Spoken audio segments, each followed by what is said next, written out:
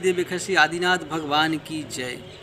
जिस समय इस पृथ्वी पर कर्म भोग भूमि से कर्म भूमि का परिवर्तन हुआ, उस समय यहाँ पर धर्म कर्म की प्रथा नहीं थी। धर्म कर्म बिल्कुल समाप्त था। केवल एक ही था कि भोगों की ही प्रधानता थी। प्राणी भोग भूमि में युगल पैदा होता है और भोगों की प्रधानता के कारण वह एक दूसरे से अपने भोगों की पूर्ति करता रहता है।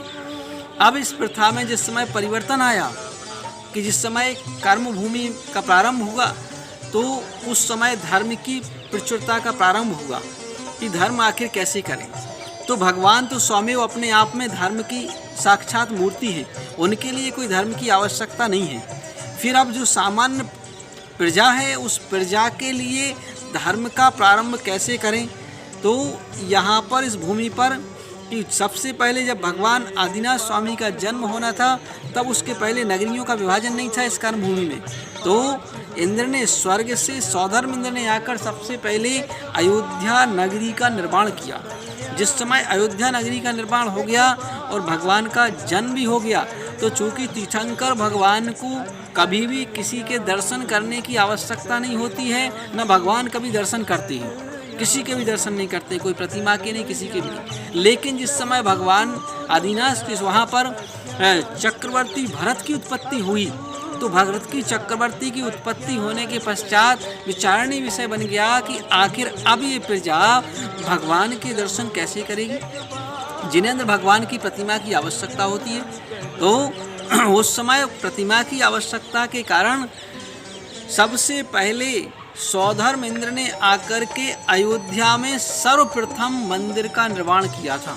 उसके पहले इस भूमि पर, क्योंकि भोग भूमि में कभी कोई जिनेंद्र भगवान का मंदिर नहीं होता है, कोई प्रतिमा नहीं होती है, और ना कोई व्यक्ति ऐसी कोई प्रथा होती है कि भगवान का धर्म कर रहे हैं, पूजन कर रहे हैं, कुछ भी नहीं।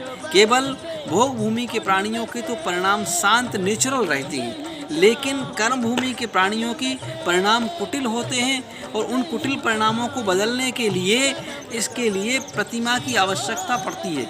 और वह प्रतिमा इसलिए मंदिर, सबसे पहले मंदिर बनाया गया। सबसे पहला मंदिर का निर्माण सौधर्म इंद्र ने अयोध्या में किया हुआ था। तो अयोध्या में सबसे पहले मंदिर भरत के दर्शन करने के लिए बनाया गया था कि भरत दर्शन कर सके और अयोध्या में उनका निर्माण कर सके। तो वहाँ से सारे के सारे लोग जिनेंद्र भगवान के दर्शन की प्रथा प्रारंभ हो गई। तो हम प्रथा को प्रारंभ करते हुए अब भगवान ने, ये तो दर्शन की बात हो गई। अब दर्शन के पश्चात जिस समय भगवान ने दोनों क्रियाएं बतलाई, संसार का मार्ग ही बतलाया और मोक्ष का। तीर्थंकरों का ऐसा नियोग होता है कि वह दोनों मार्ग दिखलाते हैं, संसार का मार्ग और तीर्थंकर भगवान केवल मुख से बोल करके नहीं दिखलाते, वह स्वयं करके दिखलाते हैं कि संसार का मार्ग न्याय नीति के साथ ऐसे चलना है और मोक्ष का मार्ग ऐसे चलना है। तो दोनों मार्गों को भगवान आदिनाथ स्वामी ने बतलाया। बोली माँ आदिनाथ भगवान की जय।